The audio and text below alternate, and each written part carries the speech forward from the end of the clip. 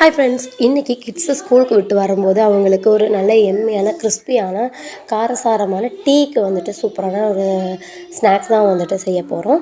அதுக்கு வந்து கடலைப்பருப்பு ஒரு 2 மணி நேரம் ஊற வச்சிடலாம். பாருங்கள், இந்த அளவுக்கு நல்லா 2 மணி நேரம் ஊற வச்சிடணும். நல்லா ஒயிட் துணியில், காட்டன் துணியில் பார்த்திங்கன்னா ஒரு 1/2 அன் ஹவர் வந்துட்டு நல்லா ஃபேன் காற்றுல மட்டும்தான் இதை காய வைக்கணும். வெயிலில் காய வைக்கக்கூடாது. நல்லா எண்ணெய் வந்து பொரிஞ்சதுக்கப்புறம் சிம்மில் வச்சுட்டு கொஞ்சம் கொஞ்சமாக போட்டு பொரிச்செடுக்கணும். பொரும்போது நல்லா ஒரு பொரின்னு சவுண்டு வரும். அந்த சவுண்டு அடங்கினதுமே எடுத்துடலாம். கலர் மாறக்கூடாது. கலர் எல்லாமே ஒரே மாதிரி இருக்கணும். ரொம்ப கருக விடக்கூடாது. கொஞ்சம் கருவேப்பிலை அப்புறம் வெள்ளைப்பூண்டு இது 2யும் போட்டு நல்லா வறுத்துட்டு அதோடு சேர்த்திங்கன்னா செமையாக இருக்கும் டேஸ்ட். இன்னுமே இது கூட வந்துட்டு கொஞ்சமாக வந்துட்டு உப்பு, அப்புறம் பெருங்காய பொடி, அதுக்கப்புறம் கொஞ்சம் காரத்துக்கு ஏற்ற மாதிரி குழந்தைகளும் சாப்பிட்றதுனால நான் கொஞ்சமாக காரம் போட்டிருக்கேன். காரத்துக்கு ஏற்ற மாதிரி மிளகா பொடி போட்டு நல்லா மிக்ஸ் பண்ணிட்டால் நமக்கு சூப்பரான ஸ்நாக்ஸ் ரெடி.